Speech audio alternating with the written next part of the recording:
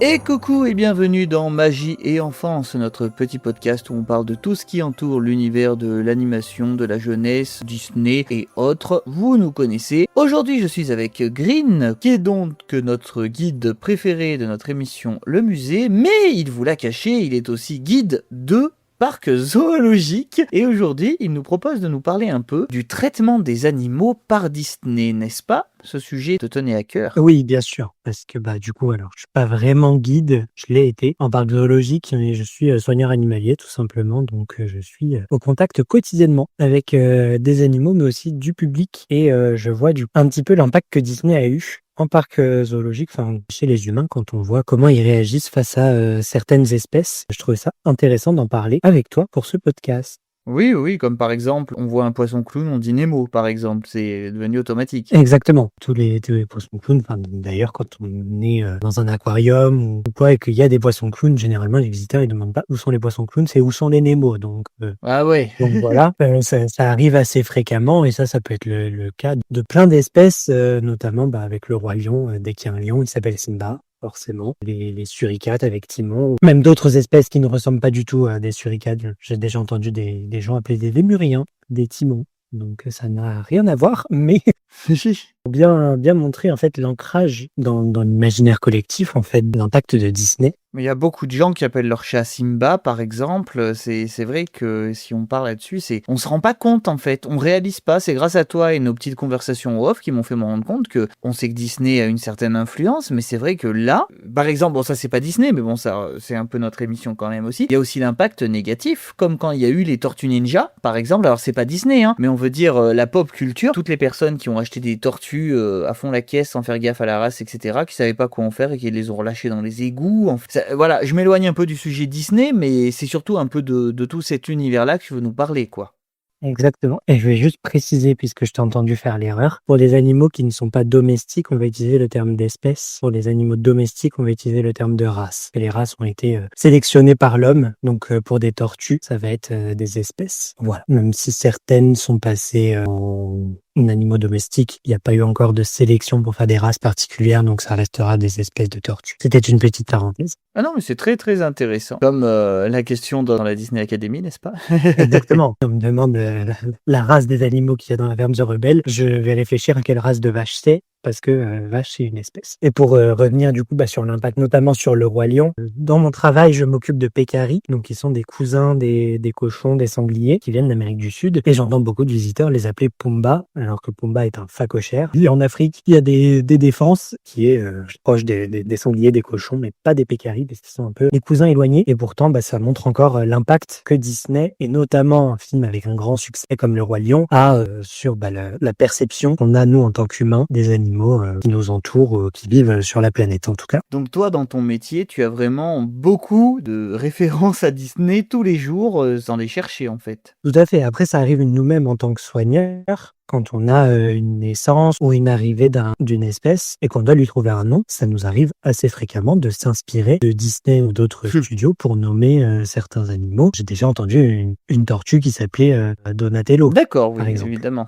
pour reprendre les tortues ninja. Aussi, ça nous impacte nous, pas que les visiteurs, mais ça impacte aussi les professionnels du milieu aussi. On va s'en inspirer assez fréquemment pour nommer même nos animaux. Et je trouve que c'est assez normal. La pop culture, mais Disney principalement, a eu un impact sur nous aussi et ne nous épargne pas forcément. J'ai pris l'exemple du Roi Lion, mais que il y a d'autres films Disney qui fonctionnent tout aussi bien, notamment Bambi, qui n'a jamais appelé un cervidé de manière générale Bambi, même si en soi l'espèce de Bambi, le fan qu'il est, c'est un cerf-élaphe et pas n'importe quel cervidé, mais pourtant quand on est face à des daims, des ceraxis ou etc. Bon, ça rentre peut-être un peu trop dans le détail quand on a d'autres espèces de cervidés, à l'exception des rennes. On ne l'a jamais faite, mais sinon, les autres cervidés que j'ai pu rencontrer, j'ai souvent entendu « Oh, regarde, c'est Bambi ». Alors que les rennes, on va plutôt les appeler Rudolph par rapport au Père Noël, du coup. Et même s'ils ont le début de leur petite corne, beaucoup de gens les appellent Bambi, hein, comme dans Wish par exemple, où on a un cerf, et je crois qu'il est adolescent ouais, il doit être adolescent dans Wish, et il l'appelle Bambi, et il s'appelle Bambi d'ailleurs, et je crois que le lapin s'appelle Pampan, mais bon, Wish c'est très spécifique. Et pour faire des références. Voilà, c'est le film qui est là pour les références. pense. Il y a une très grosse référence dans Toy Story 5, hein, donc quand vous écouterez ce podcast, peut-être que vous l'aurez vu, mais je ne vais pas spoiler là. Mais mon cher Green, Disney est aussi très connu pour son anthropomorphisme. Nous connaissons par exemple Robin des Bois, ou même très récemment Zootopie. On a aussi dans Oliver et compagnie, mais c'est vrai que comme il s'agit, si j'ai pas de bêtises, Oliver Twist qui a été adapté en Oliver et compagnie, c'est quelque part une forme d'anthropomorphisme. Oui, tout à fait. Mais même, en fait, l'anthropomorphisme, la définition, c'est de prêter à des animaux ou à d'autres êtres vivants d'ailleurs, mais on va dire que Oui, animaux oui. pour globaliser, des traits humains. Donc que ce soit des traits physiques ou des traits au niveau de la personnalité. Donc déjà, ne serait-ce qu'un chat qui parle, c'est de Oui, l'anthropomorphisme quelque part. en Donc effet. Oliver et compagnie, ça rentre. On peut aussi considérer tout ce qui est Mickey et ses amis, hein, qui sont Mhm. anthropomorphiques, à Ah oui, l'exception tout de à fait. Pluto, du coup. Mais Oui, bien sûr. mais voilà. Et sachant que nous, en parc zoologique, c'est quelque chose qu'on nous dit très souvent, c'est de ne pas faire d'anthropomorphisme, d'éviter, parce que les animaux ne fonctionnent pas comme nous. Alors certains vont fonctionner des choses assez similaires, mais c'est pas forcément le cas. Un exemple que je peux donner, par exemple, c'est un félin, notamment un tigre, qui va faire le tour de son enclos. Mhm. Il y a beaucoup de gens qui vont nous dire oui, il est en train de s'ennuyer. Et ça, c'est de l'anthropomorphisme. Ouais. Parce que un tigre, là, s'il fait le tour de son enclos, juste le tour de son territoire, et ça, c'est un comportement naturel chez les tigres. C'est pas parce qu'il fait les 100 pas, comme on dit, autour de sa maison, qu'il s'ennuie. Pas Mhm. du tout, il fait juste son comportement naturel. Après, en Oui, effet, c'est s'il fait vrai. des allers-retours continus sur la même distance, là, c'est une forme de stéréotypie qu'on appelle, donc ça peut être lié à l'ennui.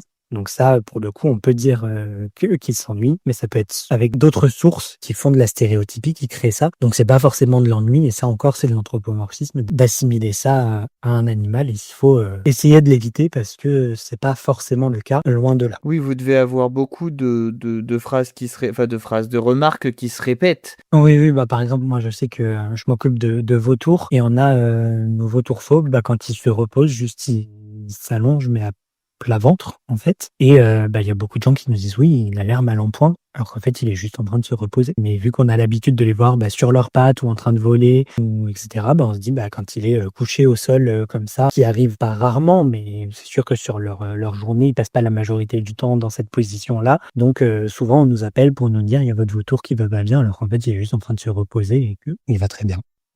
Et toi qui es donc un grand fan des animaux, n'est-ce pas? Comme c'est ton métier de passion et sur la chaîne, on a déjà fait un zoom sur Robin des Bois, que tu n'avais pas écrit à l'époque, mais que tu as quand même écrit celui avec Scienti, celui de Oliver et compagnie, et les 2 ont quelque chose de très précis, comme on l'a dit précédemment, c'est que ce sont des histoires écrites déjà, et ils ont décidé spécifiquement pour éviter qu'on voit un enfant humain être un voleur, ils ont remplacé par ça. Est-ce que du coup ça te met pas en colère de te dire, enfin non, je sais bien que tu vas pas être en colère parce que tu le comprends, mais est-ce que tu trouves pas que c'est un peu triste pour les animaux, tu vois? Les animaux, ils ont le droit d'être voleurs alors que les humains, non.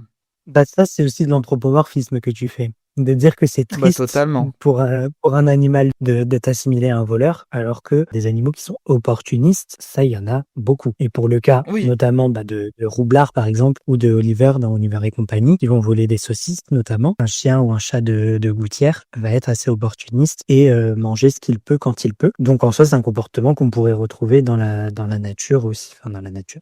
C'est des espèces domestiques et qui sont souvent dans les rues, donc c'est pas vraiment la nature, mais Oui, oui, oui. on se comprend. Oui, oui, c'est vrai que oui. Après, pour le cas de Robin des Bois, après pour Oliver et compagnie, je crois que c'est juste une autre théorie qu'on a mis dans le zoom, de dire qu'ils les ont remplacés par des humains, enfin par des animaux, pour ne pas montrer des humains qui volent. Peut-être que ce n'est pas la version officielle. Ça, je sais pas. Et je sais pas si pour Robin des Bois ça a été confirmé ou pas pour ça non plus. Maintenant, Robin des Bois et Oliver Twist, qui sont les œuvres qui ont inspiré les Disney, à la base, c'est des êtres humains et ça n'a jamais choqué personne. Oui. Donc, pourquoi en 1973 pour Robin des Bois et 1988 pour Oliver et compagnie, si je me trompe pas, dans ces eaux-là en tout cas, pourquoi ça choquerait plus à ce moment-là plutôt qu'à un autre? Oui. Je ne sais pas, surtout après ils ont sorti Aladdin en 92, où on voit clairement un humain voler. Donc, Oui.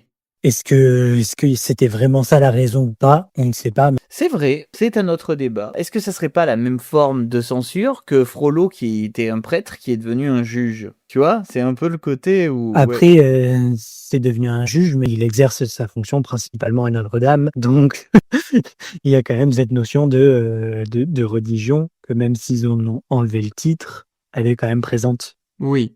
C'est un autre débat et on s'éloigne des animaux pour le coup, mais Bien sûr, bien sûr. après sur l'anthropomorphisme, chez Disney notamment, ça a des avantages et des inconvénients aussi. Forcément, l'un des avantages, c'est que les personnes qui vont voir les films vont beaucoup plus s'identifier que si c'était un chien qui aboie, forcément. Après, j'ai pas vu le nouveau, la Jumper, je crois, qui s'appelait, qui a pourtant ce thème animalier, et je ne sais pas du tout comment c'est traité dans ce film-là, donc je ne m'aventurerai pas sur le terrain.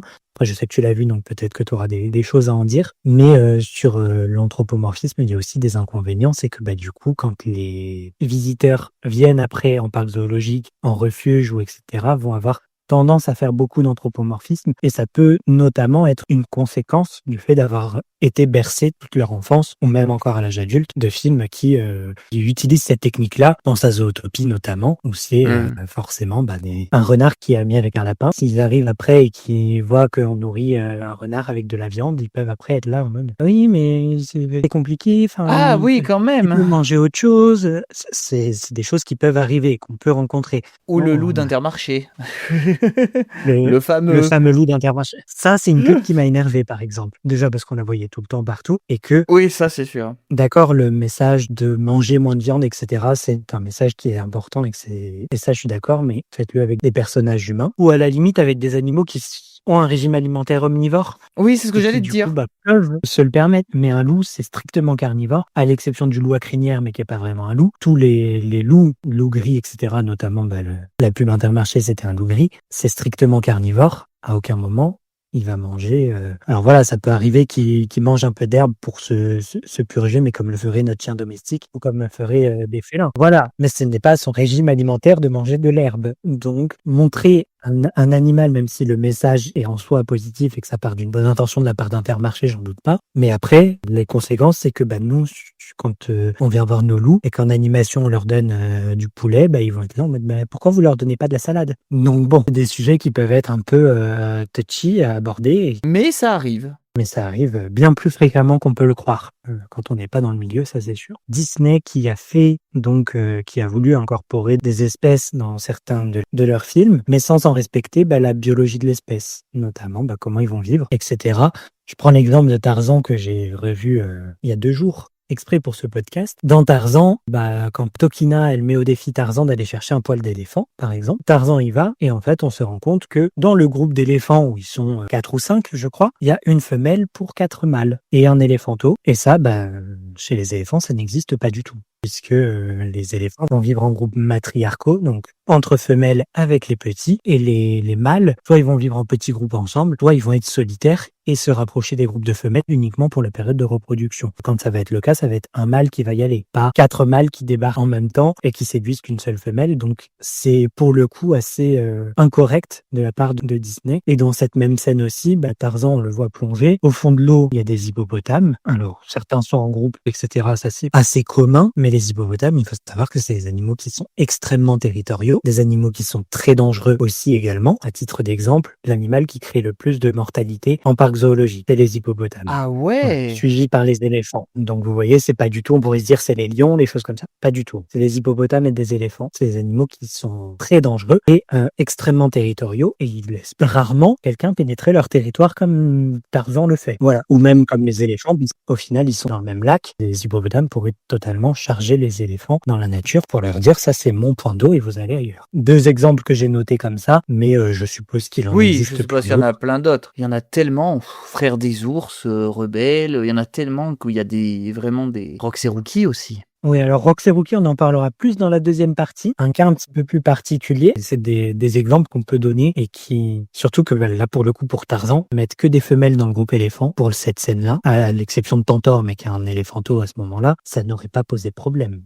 C'est-à-dire la scène aurait été la même. Donc, pourquoi, quitte à incorporer mettre des éléphants pour les montrer dans un film comme Tarzan, pourquoi pas, mais pourquoi ne pas respecter la biologie de l'espèce pour le faire? Voilà. Oui, surtout que c'est comme tu dis, c'est que ça changerait pas grand-chose. C'est ça changerait strictement rien. Après, c'est sûr que si on fait Tarzan qui plonge et qui se fait attaquer par l'hippopotame directement, bon là c'est un peu plus délicat et forcément ça serait un peu moins sympathique pour les enfants. Donc ça, à la limite, je peux comprendre qu'ils aient fait ce choix-là. Et pour les éléphants, j'ai pas trop compris. Enfin, surtout que c'est pas une information qui est très difficile à trouver. Du moment où on se renseigne un minimum sur les éléphants, je suppose que sur leur page Wikipédia, il y a écrit qu'ils vivent en groupe matriarcaux. Donc, et ça, pour le coup, c'est valable pour les espèces d'éléphants. Donc, c'est la fin de ma parenthèse là-dessus.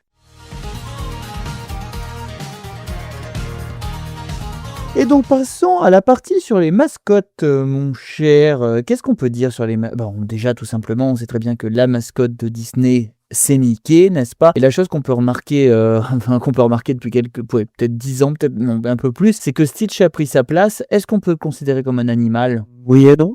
Ouais, parce on sait qu'on le fait passer pour un chien, d'accord? C'est quand même une mascotte, on va dire que c'est une mascotte animale. Et en mascotte un peu plus discrète, on en a parlé en off tous les deux, mais on est d'accord que Marie aussi, très étonnamment, reste une espèce de mascotte un peu niche de Disney, mais qui est toujours très très présente, quoi. C'est vrai que c'est assez étonnant parce que dans le film, c'est quand même une garce, quoi. Faut le dire, c'est pas non plus un personnage très appréciable. Donc, d'ailleurs, je ne l'apprécie pas. Bon, j'apprécie encore moins Stitch, mais à notre débat. Mais Stitch, c'est parce qu'il est trop présent. Oui, au point même qu'ils nous sortent quand même Angel et Leroy, alors qu'ils sont dans des films que 95% des gens qui achètent ces peluches n'ont pas vu, quoi. Enfin, j'en suis quasiment sûr. Oui. C'est juste parce que c'est Stitch rouge et Stitch Oui, mais rose. c'est ça. C'est que, si on fait une Angèle, ça va plaire aux filles, et si on fait Stitch, ça va plaire aux garçons, donc ça va vendre des peluches.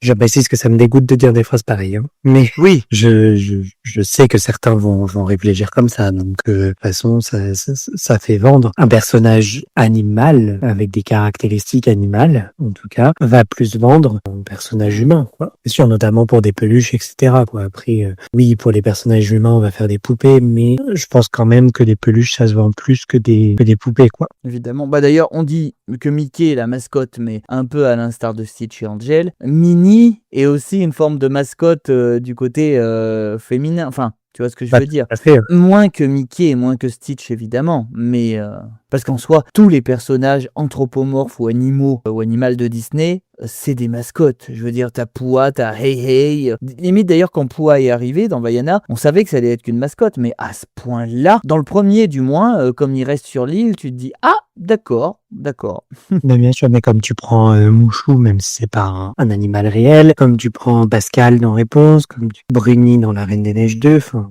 de toute façon, ces animaux-là, ils les mènent dans les films avec les princesses, notamment pour vendre des peluches et en faire des mascottes, hein. Ça marche aussi avec Abou, ça marche Oui.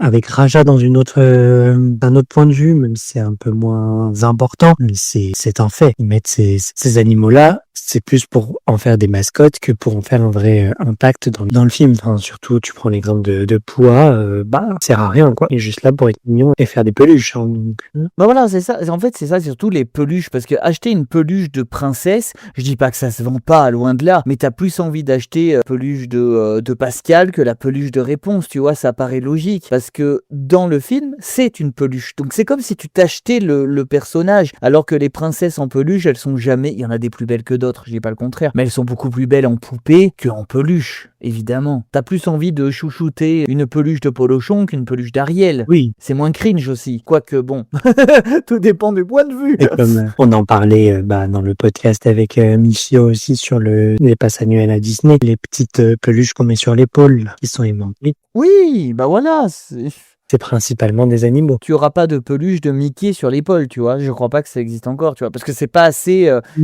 animal, mascotte, tu vois. Parce que Mickey est plus anthropomorphe aussi. Il a plus un côté Voilà, humain c'est ça. que un Rémi, un Pascal, un Mouchou qu'on peut voir sur ses épaules. Je crois qu'un jour, on vivra une égérie de Disney. Bon, ça reste Mickey, on le sait. Mais quelque chose qui remplacera Stitch non plus, mais tu vois, quelque chose qui se mettra à la même hauteur. En soi, on sait pas de quoi l'avenir est fait, mais je ne pense pas, honnêtement, parce que mine de rien, les Disney d'aujourd'hui n'ont pas le même succès que les Disney d'autrefois aussi. Oui. Enfin, si on prend tous les niveaux, alors possiblement je vais citer des Pixar dedans, mais on a l'idée. Tout ce qui est Avalonia, même Raya, même c'est Raya, c'est encore maintenant qu'il est sorti, mais Avalonia, Elio, etc., bah t'en entends moins parler, ça fait moins de buzz que Réponse à l'époque, que Faut l'avouer, oui. voilà, donc ça a moins de fame aussi, et donc je ne pense pas que ça ait un aussi grand succès, même si ils essayent de faire des mascottes. Je prends l'exemple d'un Wish de Star, ils ont essayé d'en faire une mascotte, etc., mais toujours moins mascotte que un Stitch, une Marie, ou après c'est pas un animal, donc est-ce que ça a un lien? Peut-être.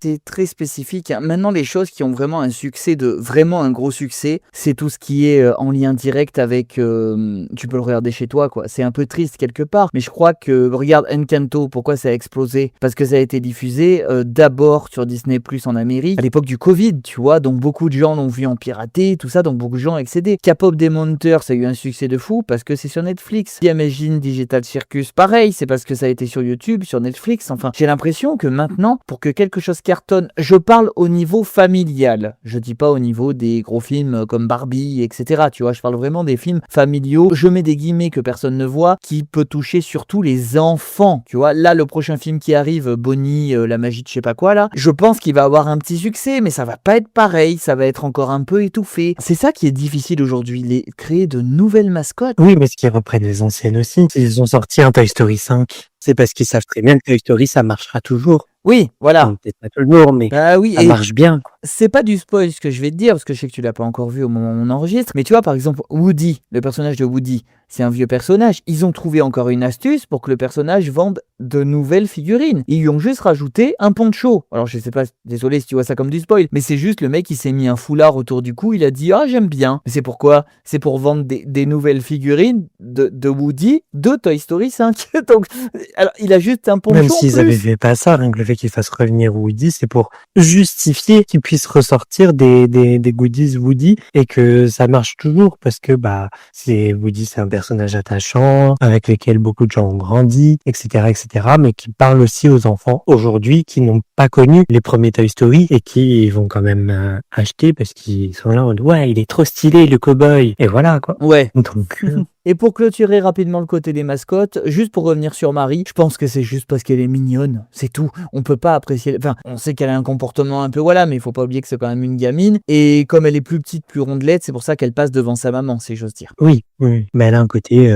petit chat blanc mignon avec un nœud rose, et puis voilà, je trouve que c'est un accord de couleurs qui va plus attirer l'œil que ses frères par exemple. Oui, Donc c'est sûr. c'est ce qui va en faire plus une mascotte, sachant que ils sont 3 et c'est la seule fille aussi, donc il y a une côté différenciation, donc ça va plus attirer le regard sur elle aussi, et c'est ça qui fait un effet mascotte aussi, je pense. Même si les Aristochats, pour un vieux Disney, a quand même une bonne forme de popularité quand même si je pense que allez, plus de 50%, ça vient grâce à la mascotte, le mascotting, je mets des guillemets, de Marie. Oui, après il y a des personnages qui sont assez caractérisés quand même. Je veux dire, il y a 5 chats principaux, mais on est tous capables de les différencier, même que ce soit dans leur personnalité, quoi. C'est pas forcément un travail qui est facile à faire, surtout qu'on prend 5 chats. Ça reste le même animal, je sais pas si tu vois ce que je veux dire. Oui, bien sûr, bien sûr. Et réussir à donner des personnalités assez différentes et marquées, surtout quand on a 3 chatons qui sont du même âge, qui ont la même vie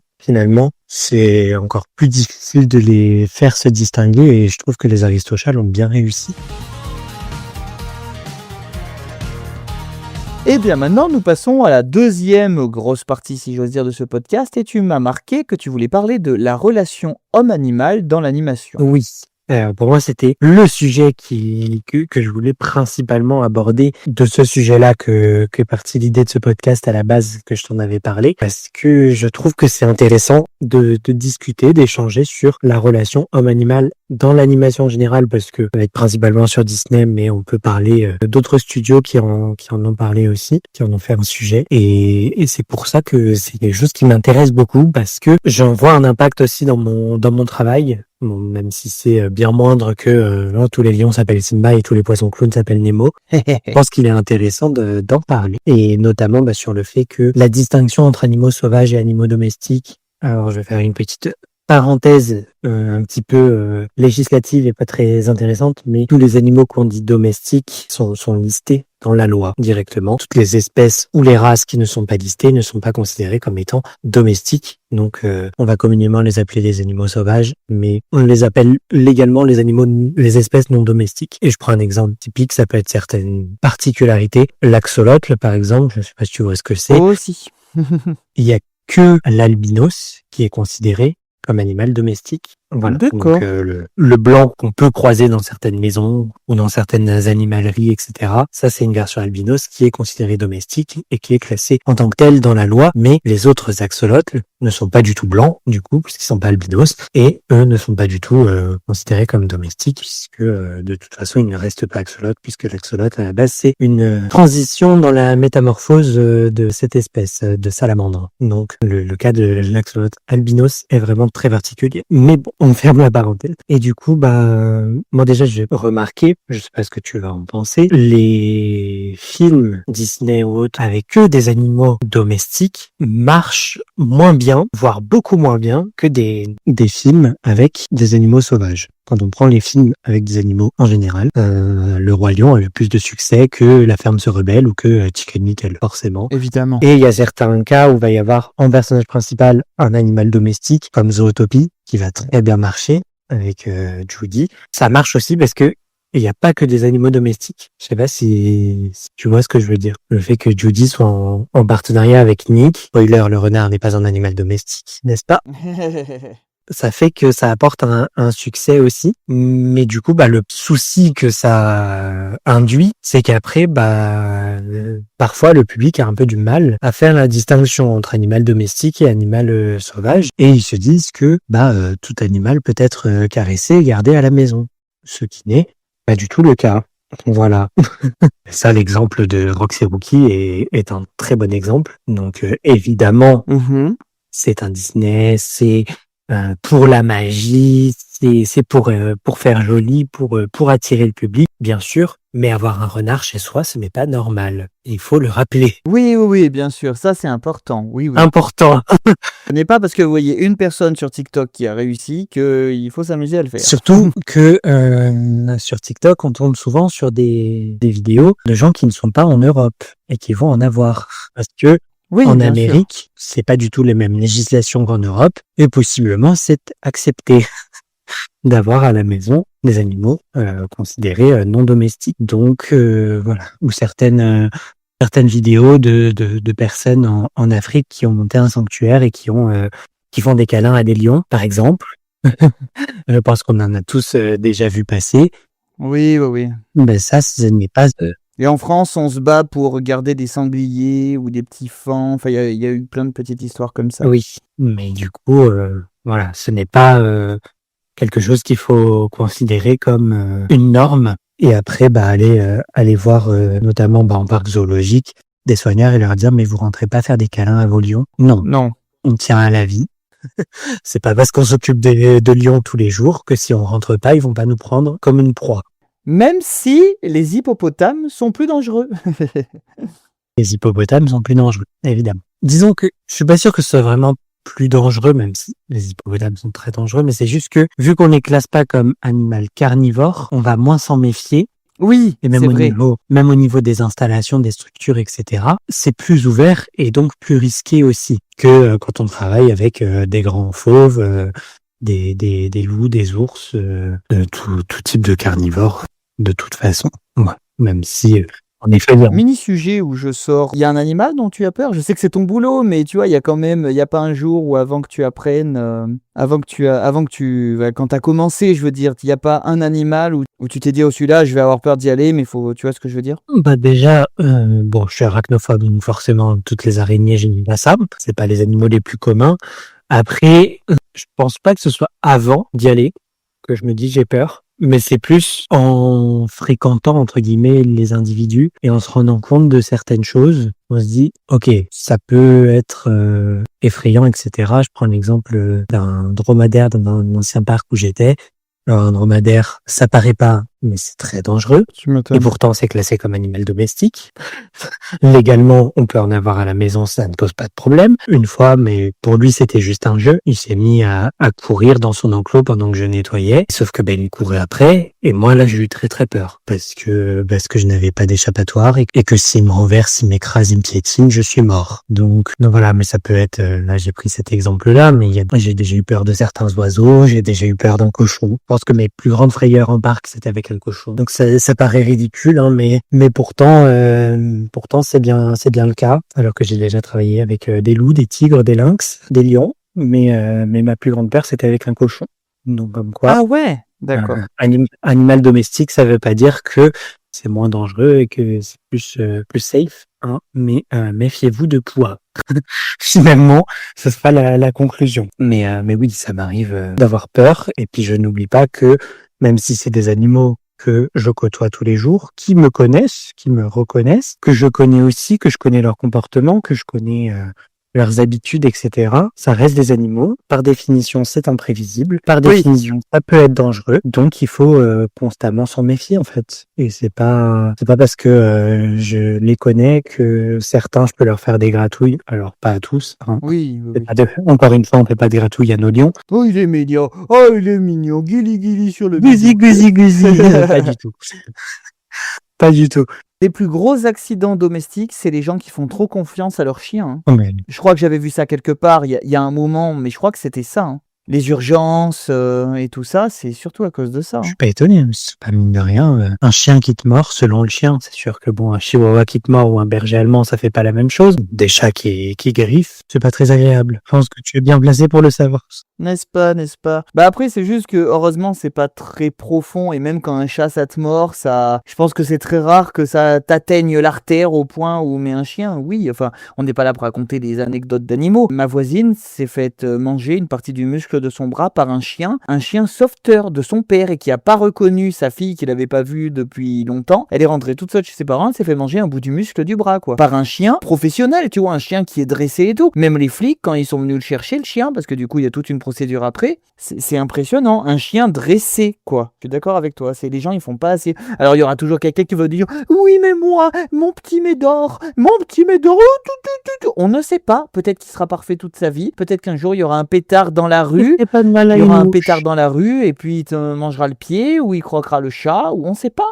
Faut toujours garder une forme de méfiance. Sans aller si loin qu'un pétard, il faut rappeler aussi que on n'entend pas, on ne voit pas, on ne perçoit pas les choses de la même manière que les animaux. On a des sens qui sont développés différemment. Possiblement, des chiens vont entendre des choses que nous, on n'entend pas. Et possiblement, ça va les déranger, ça va les brusquer. Et pour nous, on verra pas de différence parce qu'on n'aura pas entendu, parce que notre oreille n'est pas capable de percevoir ce son. Mais possiblement, le chien, ça va le déranger, voire même le paniquer, etc. Et ces réactions à ce moment-là peuvent être dangereuses, même très dangereuses, que ce soit envers nous, envers lui-même, envers le mobilier de sa maison, envers voilà. Bon, après, c'est sûr, il vaut mieux que ce soit sur le mobilier que sur nous. On le dit beaucoup que les humains, il y a des choses instinctives qui nous viennent depuis la nuit des temps, qu'on peut pas contrôler, certaines pulsions, certaines choses.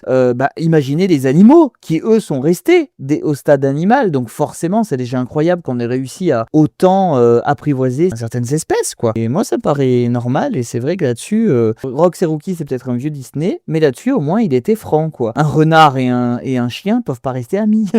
Exactement. Ça, pour le coup, c'est quelque chose qui est bien fait. Surtout un chien de chasse. Chien de chasse. Alors que dans Zootopie, alors oui, bien sûr, c'est un dessin animé, c'est un film d'animation, on est d'accord. Et ben là, c'est vraiment... Voilà. Oui. Mais c'est quelque chose de vachement à la mode, comme dans... Bon, je sors un peu du côté Disney, mais tu connais peut-être Beastars. Ça aussi, c'est un truc qui a été très très à la mode. C'est un manga Je connais pas, non. Je connais de noms, quoi, mais... Ça ressemble à Zootopie, mais en version beaucoup plus adulte, quoi. Il y a de la sexualité, etc.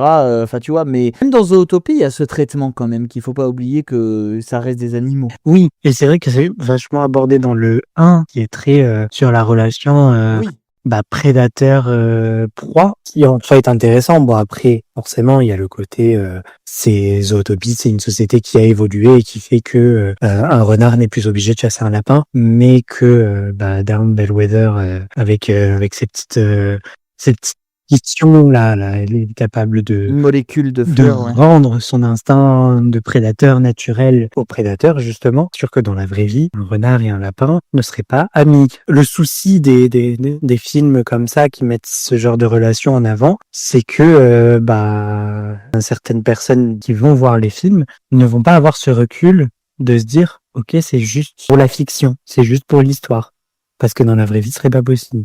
Et après, ça peut nous arriver à nous, dans le milieu professionnel, des visiteurs qui viennent nous voir pour nous dire mais pourquoi vous mettez pas tel animal avec tel animal, parce que dans tel film ils sont amis, quoi. Et je rigole qu'à moitié quand je le dis. Je suis sûr que ça existe. Moi j'ai déjà eu une question une fois de pourquoi vous mettez pas tous les lions, tous les tigres, tous les guépards, tous les jaguars dans un seul et même enclos, comme ça vous avez qu'un seul enclos à vous occuper. Juste parce que sinon ils s'entretuent tous les uns les autres, madame. Oui, les questions, je pense que ça doit être magnifique le nombre de questions bêtes que tu dois avoir. Oui, c'est vrai qu'on dit qu'il n'y a pas de questions bêtes, mais il y a quand même des fois où les questions sont un peu bêtes. La personne, elle était vraiment premier degré quand elle m'a posé cette question. Je n'allais pas lui répondre en rigolant en disant madame vous êtes conne ou quoi, J'ai essayé de répondre le plus professionnellement possible, évidemment. Mais voilà, mais la dame, elle était persuadée que c'était possible. Donc, Après, il y a des gens, tu sais, qui connaissent... Bon, t'es bien placé pour le savoir, mais il y a des gens qui connaissent rien et qui vivent au 16e étage depuis qu'ils sont nés dans un bâtiment à Paris et que les seules vaches qu'ils ont vues, c'est les vaches en fond dans Pas de patrouille, tu vois. Donc, le lait, c'est magique, ça arrive dans le frigo. Pareil pour les œufs. évidemment. Mais oui, c'est aussi pour ça, c'est aussi à ça que ça sert les parcs zoologiques, les fermes pédagogiques, etc. C'est que ça fait de la sensibilisation. Tout à fait. Et c'est pour ça qu'il faut lire les panneaux, regarder des documentaires sur Arte ou sur toute autre chaîne qui diffuse des documentaires, mais je n'en connais pas d'autres. Natural Geographic. Si ça vous intéresse, faut s'y pencher parce que c'est vraiment intéressant. Et je voulais aborder un autre dessin animé, qui n'est pas Disney, mais qui met bien en valeur cette relation, c'est Rio. Ah oui. Avec notamment Blue qui vit dans le Minnesota, comment elle s'appelle elle déjà? Je ne sais plus, avec ses petites lunettes là. Très gentille au demeurant, mais alors oui, certains perroquets, tu peux les avoir à la maison, c'est des animaux domestiques, y a pas de souci. Maintenant, Blue est un Aradospix, qui est une espèce hautement menacée, qui avait même disparu dans la nature et qui est récemment a perdu ce statut d'éteinte dans la nature puisqu'il y a eu beaucoup de réintroductions. Et quand je dis récemment, ça date de décembre, janvier dernier. Donc c'est vraiment très récent et qui est aujourd'hui plus considéré comme éteinte dans la nature, mais reste tout de même très menacé. Et ça, si on a pu la réintroduire, c'est notamment grâce au travail des parcs zoologiques, notamment en Europe où, alors on n'en a pas en France, mais en Belgique, en Espagne, par exemple, ils ont des centres spécialisés pour cette espèce-ci qui est hautement menacée. Un film comme Rio n'a pas forcément aidé parce que les gens sont en mode moi aussi je veux un ara à la maison. C'est joli, c'est rigolo, ça parle, c'est beau. Et sauf que du coup non. Et quand on voit dans Rio, en plus c'est très bien abordé, on dit que Blue ne sait pas voler, alors qu'au final avec le temps on se rend compte qu'il en est tout à fait capable. C'est juste que dans sa maison dans le Minnesota, il n'avait pas la possibilité d'exprimer ce comportement naturel. Et vu qu'il y a été depuis tout petit, en fait il s'est dit qu'il ne savait pas voler. Alors qu'au final, quand on le voit directement à Rio au Brésil, il arrive très bien à voler avec Perla, avec Raphaël, etc. Donc... Et attention, Rio est un film que j'adore, mais il faut avoir quand même ce recul de se dire que ce n'est pas normal, surtout pour une espèce comme ça. Certaines perruches, certains perroquets, notamment les gris du Gabon, etc., sont considérés en animal de compagnie. Maintenant, il faut pas faire n'importe quoi avec non plus, évidemment. Il faut leur offrir de bonnes conditions, même si on les a à la maison, et leur permettre d'avoir le choix de ce qu'ils peuvent faire, de où ils peuvent se mettre, etc., et pas juste les mettre dans une cage avec un seul perchoir, et ils n'ont pas le choix. Tout ça, il faut le prendre en compte pour le bien-être animal. Et j'espère que dans les commentaires, il n'y aura pas des animalistes qui vont me faire la morale. De toute façon, on sera jamais d'accord, eux et moi. Prendre du recul, éviter, comme on l'a dit en première partie, tout ce qui est anthropomorphisme et prêter aux animaux des émotions humaines, parce que la plupart du temps n'est pas du tout ce qu'ils vivent, ce qu'ils ressentent, ou en tout cas on n'en sait rien de toute façon. Donc même si c'est le cas, on peut pas même se le dire, parce que ça fait partie d'anthropomorphisme, et répondre au mieux à leur bien-être. Et encore une fois, je dis ça en travaillant en parc zoologique, et je suis parfaitement conscient que certains parcs ne le font pas du tout, pas du bien-être animal une priorité. Et ça, c'est des parcs avec lesquels je ne suis pas d'accord et je préfère le préciser aussi. Mais récemment, mis à part Zootopie, il n'y a pas vraiment de film avec vraiment beaucoup d'animaux, si je me trompe pas. Ou c'est des animaux, mais vraiment pas... Qu'ils soient en protagoniste central, non, je crois pas, hein. En En effet, ce moment, on est beaucoup à rendre des choses vivantes qui ne sont pas censées l'être, ou un peu le délire à la Pixar, tu sais, que je sais pas si, tu sais, on en a déjà beaucoup parlé ici, c'est du style, avec Pixar, ah, les insectes ont des émotions, mille et une pattes, les morts ont des émotions, Coco, les jouets ont des émotions, Toy Story, les émotions ont des émotions, vice-versa, il y a même les organes ont des émotions avec un petit court-métrage, je sais plus comment il s'appelait.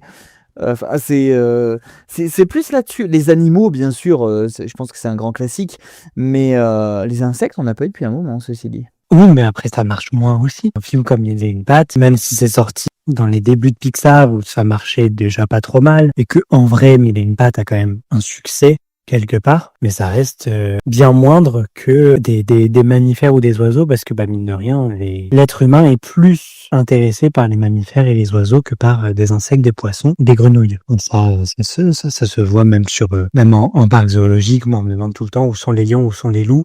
On me demande jamais où sont les grenouilles rieuses. Donc, où sont les fourmis? Du coup, j'ai une petite question. Toi, c'est lequel ton Disney préféré au niveau des animaux? Tu vois, au niveau de... pas forcément... bah si aussi, par rapport à celui qui respecte le plus, tu vois, ce que sont vraiment les animaux, ou tout simplement ton préféré, pourquoi c'est intéressant. Et celui que t'aimes pas, tu vois, est-ce qu'il y en a un, tu te dis, bon, d'accord, c'est un film d'animation, mais c'est tellement n'importe quoi que j'arrive pas à l'apprécier, tu vois, ça t'arrive, ça? Moi, mon Disney préféré de tout temps, de toute façon, c'est Le Roi Lion. Ouais, tu serais copain avec Princesse. On note que Le Roi Lion, il n'y a pas d'être humain aussi. Donc, il n'y a pas de C'est vrai. relation homme-animal. Et peut-être que ça influe sur mon appréciation du film aussi. Puisque dans tous les autres Disney que je vous ai cités, où il y avait une animation, enfin une relation homme-animal, il y avait quelque chose qui me dérangeait, que ce soit dans Roxy Rookie, que ce soit dans Rio, que ce soit... Tarzan, c'est différent parce que Tarzan, il n'a pas connu le côté humain. Il a grandi en fait auprès des animaux. Mowgli, c'est pareil dans le livre de la jungle. Mais c'est après, une fois qu'il rentre en contact avec le monde humain, que son comportement peut changer un peu. On voit Tarzan qui va se battre avec Kerchak, alors que jamais il C'est aurait vrai. fait ça avant. La relation homme-animal a un impact quand même. Et va faire changer les choses, malheureusement. Donc, Le Roi Lion, déjà, il n'y a pas cette relation homme-animal. J'allais dire, c'est quelque chose d'assez fidèle. Puis j'ai pensé à la relation Simba avec Timon et Pumba. Ça n'existe pas non plus. Qu'on se le dise. Oui, bah oui. Déjà, un surikatami avec un phacochère, ça n'existe pas forcément. Mais un lion ami avec eux, ça existe encore moins. Évidemment. Oui, voilà, c'est ça. Que des Maintenant, animaux se croisent et se disent ouais, coucou, enfin, enfin, tu vois, du style, ah, t'es là, ouais, je me casse, voilà, ok, mais au niveau comportement chez les lions, c'est quelque chose d'assez respecté par rapport à la nature, je veux dire.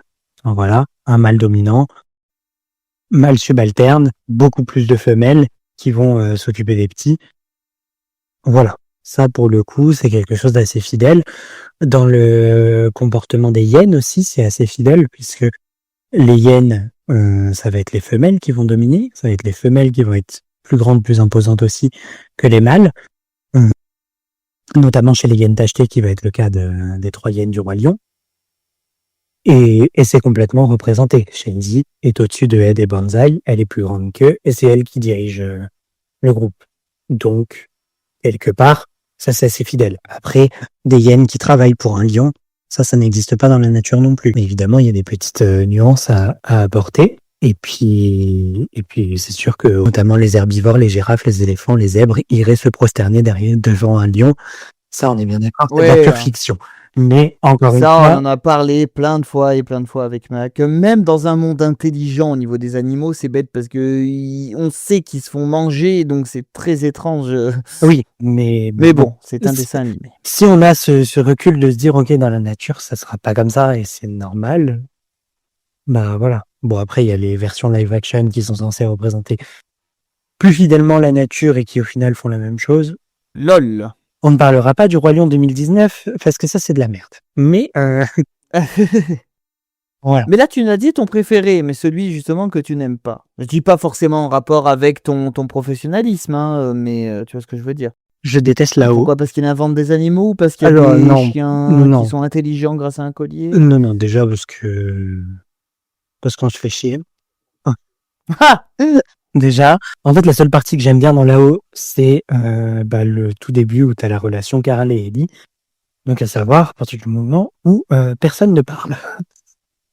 Dès qu'il y a quelqu'un qui parle, j'aime plus le film. Donc voilà, je trouve que Russell est particulièrement insupportable, mais là on n'est même pas sur les animaux. Sur les chiens, en soi, bon, ils ont des colliers qui leur permettent de parler. Déjà voilà, mais moi ce qui me frappe le plus, c'est pour Kevin. Kevin est une fille. Alors bon, je sais que professionnellement, c'est peut-être une déformation professionnelle, mais je sais que si je devais adopter un animal, j'aimerais savoir son sexe avant de lui trouver un nom. Par exemple, voilà, pour éviter des situations où on dit Kevin est une fille. Bref, donc pour moi, ça c'est quelque chose d'assez aberrant et tout. Après, je sais que pour un oiseau, c'est beaucoup plus compliqué de déterminer le sexe que pour Oui, c'est vrai, c'est vrai. pour un mammifère. Enfin, ça dépend des espèces, parce qu'il y a certaines espèces d'oiseaux où il va y avoir un dimorphisme sexuel, donc une différence entre les mâles et les femelles. Donc là, dans ce cas-là, c'est assez facile. Je veux dire, une poule, on la confond rarement avec un coq. Un paon et une panne, c'est pareil. Après, ça fait très longtemps que j'ai pas vu là-haut et je suis pas sûr qu'on voit des mâles de son espèce. Est-ce qu'il existe un dimorphisme chez cette espèce? On ne sait pas, en soi. Et c'est vrai que pour des espèces d'oiseaux qui n'ont pas de distinction physique entre les mâles et les femelles, prélever une plume pour faire un test ADN, pour déterminer le sexe. Donc je suis d'accord que Russell, le petit scout, il allait pas faire ça. Mais quand même, je n'aime pas là-haut. Et notamment pour ça, mais ça, je me le disais déjà des petits, en fait. Dès que j'ai vu le film, il est sorti en 2009, si je me dis pas de bêtises. Quelque chose comme ça. Bon, dès que je l'ai vu, je me suis toujours dit, mais pourquoi t'as pas fait un sexage de l'oiseau pour savoir si c'était un garçon ou une fille avant de l'appeler Kevin? En plus, Kevin, quel nom de merde. France envers les Kevin qui écouterait ce podcast, bien sûr. Après, c'est vrai que tous les films d'animation avec des animaux, généralement, je les ai beaucoup vus et je les ai beaucoup appréciés, mais parce que j'aime les animaux. Madagascar chez DreamWorks. Alors en plus, Madagascar avait quand même le côté parc zoologique, même si ils le font passer un petit peu pour un cirque avec des animaux qui font des spectacles. Il faudra que tu regardes The Wild, parce que ça commence pareil dans un zoo. Dans mes souvenirs, je l'ai pas vu depuis longtemps, c'est beaucoup plus réaliste. The Wild, je l'ai beaucoup vu quand j'étais petit. Ah, excuse-moi, je confonds avec quelqu'un avec qui j'ai eu la discussion, excuse-moi. J'aimais beaucoup ce film, je l'avais en DVD, donc je le regardais assez souvent, même si les méchants me faisaient peur, parce que j'étais un enfant. Parce que si je le regarde aujourd'hui, je serais juste là en mode, ah, c'est tout. Je regardais beaucoup La Ferme en folie. Je sais pas si tu vois ce que c'est. Ouah, ça me parle. J'adorais ce film. Avec mon frère, on le regardait tout le temps. Les coyotes nous terrifiaient. Et quand je l'ai revu il y a plusieurs années maintenant, mais bon, j'étais adulte, j'étais en mode, ouais, c'est tout. Ils font pas peur les coyotes en fait. Donc c'est vraiment que quand on est petit qu'on a une perception vraiment différente. Mais après, j'ai toujours adoré, toujours regardé ça. Le Monde de Nemo, je l'ai vu et revu. Ah ouais, pareil. Ça doit être un des films que j'ai le plus vu parce que je dormais avec. Voilà, quoi, dès qu'il y avait des animaux, de toute façon, j'étais client. Ça, c'est sûr. Et pourtant, j'ai pas été voir Jumpers, même si j'aurais bien voulu, mais juste pas trouvé Je l'occasion. pense qu'il va te plaire, je te dis, j'ai eu peur qu'il y ait un message trop écologique. Il y a un message écologique, mais il est pas, je sais pas comment dire, beaucoup de gens pourraient dire qu'il est forcé, mais moi je trouve pas. Il y a vraiment assez d'humour pour être décalé, pour que tu te dises, oui, je suis quand même dans un film d'animation, mais il y a plein de trucs vachement intéressants. Figure-toi que c'est un des films que j'ai eu le moins envie de voir. Et du coup, je l'ai raté au dernier moment possible. Et ben, je regrette de ne pas avoir fait confiance. De pas avoir fait confiance. Qu'est-ce que tu en penses, du coup, au vu de tout l'échange qu'on a eu par rapport à ce podcast-là, sur ce film-ci, bon, même si tu n'as pas le point de vue professionnel que je peux avoir. Oui, bien sûr. Est-ce que tu trouves que la relation homme-animal est bien abordée dans ce film-là? Est-ce que les animaux sont bien assez fidèles à l'image que tu te fais, toi, alors c'est des castors, si je me souviens bien? Oui, exactement. En priorité, oui. En majorité. Qu'est-ce que t'en as pensé au niveau animalier de la chose? Il y a tout un côté, tu vois, dans le Roi Lion, on dit, ouais, les animaux sont un peu bêtes par rapport à leur comportement. Et ben, dans celui-là, on dirait que c'est plus le contraire. C'est plus, la nature est comme ça, sans trop te spoiler, bien sûr, parce qu'il y a moyen que tu l'aimes bien, hein. Sans trop te spoiler, je pense que, en fait, ça va être, soit tu vas l'adorer, soit tu vas pas l'aimer du tout, parce que peut-être qu'il y a justement des trucs un peu trop gros, tu vois. Maintenant, c'est film. Ça me fait penser au fait que quand j'étais petit, que j'allais visiter un parc zoologique, j'adorais parce que j'étais juste là en mode waouh, il y a des animaux, je prends des photos, je suis content, c'est joli. Et aujourd'hui, je peux plus visiter un parc de la même manière parce que j'ai forcément une part de moi qui me dit ok, donc eux, ils sont installés comme ça, ils ont leur bâtiment qui est comme ça. Enfin, j'ai plus du tout la même vision des choses. Que par un regret de ma vie, c'est que du coup, je pourrais plus jamais découvrir un parc animalier comme je découvrais quand j'étais petit et je n'aurais plus jamais ce même regard. Forcément, Mais du coup, voilà, je pense que ça va être la même chose avec Jumpers quand je le regarderai. Moi, je le conseille. Je suis très pressé qu'il ressorte parce que je peux pas trop spoiler, mais il y a quelque chose qui m'énerve énormément dans tous les derniers Disney et Disney Pixar depuis des années et des années. Et dans celui-là, j'ai réussi à me faire un peu surprendre. Ça n'a pas été l'apothéose du truc, mais je me suis dit, ça change quand même. Voilà, je ne peux pas en dire plus tant que tu l'as pas vu. Après, j'ai été bien surpris. Je sais que des gens ont dit qu'ils n'ont rien ressenti. Moi, je dis que c'est super touchant pour plein de petites choses. Après, il y a le côté très tire-larme Pixar habituel, bien sûr. Mais c'est justifié. Je sais pas comment l'expliquer sans que tu... Bah tiens, on pourra en faire un podcast tous les deux quand tu l'auras vu. Typiquement, ça serait parfait, en fait. Je pense qu'il sortira sur Disney+, possiblement d'ici quelques mois. Donc, je pense que je le regarderai à ce Oh oui, moment-là. je pense Ce maintenant. que j'en pense. Et d'ailleurs, tu sais, je t'avais parlé t'avais pas trop rebondi là-dessus, mais d'une idée que j'ai eue en potassant pour ce podcast-là de possiblement faire une émission sur la chaîne de moi qui traite chaque Disney où il y a des animaux, pas forcément des Disney d'ailleurs, mais principalement les Disney, avec un point de vue plus professionnel sur le traitement animalier, le traitement des espèces considérées, etc., par rapport à la nature, par rapport en relation avec l'homme, etc. Et je sais pas si ça pourrait être intéressant ou non. C'est une idée que je peux lancer. Et c'est parti pour un petit quiz, mon cher Green. Alors, est-ce que tu connais bien les animaux dans Disney? Je vais pas pouvoir battre Michio cette fois. Ah oui, là. Ah, ça va être facile, hein. Allez, comment s'appelle le python du livre de la jungle? K. Ouais. Quel est le nom de la mère de Simba? Sarabi. Ouais. Quel est le nom du cheval de réponse? Maximus. Yes. Comment s'appelle le chien de Mulan? Ah. Petit frère. Ouais. Oh mon Dieu. Ah ouais, quand même. Si un jour il y a un Disney Academy spécial animaux, ça va être chaud. Alors hein. là, je vais D'accord. battre Amy. C'est mon but. Dans le bossu de Notre-Dame, quel animal est Clopin? Déjà, je vu la échelle. T'as dit quoi? C'est un être humain. T'es pas tombé dans le piège. Comment ça, quel animal est Clopin? D'ailleurs, est-ce que tu sais quel est le sexe de la chèvre d'Esmeralda? Bah, c'est censé être une femelle. Hein. Figure-toi que c'est un mâle. Et on ne le sait pas dans la VF, mais dans la VO, c'est un mâle. Il est vraiment genré au masculin. Et ce qui fait que la première relation homosexuelle dans Disney, c'est très spécial parce que c'est une chèvre mâle avec une statue mâle. Donc, mais c'est la vérité, hein, je te jure, c'est pas dur à trouver. Qui tu préfères entre qui et qui? Simba ou Stitch? Simba. Il n'y a même pas de débat. Genre. Mouchou ou Abou? Mouchou. J'aime pas les singes. Moi aussi, j'ai du mal. C'est peut-être parce qu'ils nous ressemblent trop. C'est exactement ça. Ah, mais je te jure, c'est un truc où à chaque fois, ma sœur qui adore les singes m'a toujours regardé bizarrement. J'ai rien contre eux, je sais qu'ils sont pas méchants, tu vois, j'en suis sûr même, mais... Oh, méfie-toi. Ah d'accord, donc j'aime pas, j'ai raison, c'est un spécialiste qui m'a aidé. Méfie-toi des singes. Maximus ou Khan? Maximus. Bravo. Timon ou Pumba? Ah, c'est dur. Hein. C'est dur, parce que comment séparer l'un de l'autre, finalement? En duo, attention. Mais je pense... Timon et Pumba ou Bernard et Bianca?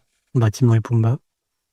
Mais je pense que si je dois choisir entre Timon et Pumba, je pense que je prends quand même Pumba. Ouais, il est beaucoup plus... Bah, il est plus intelligent.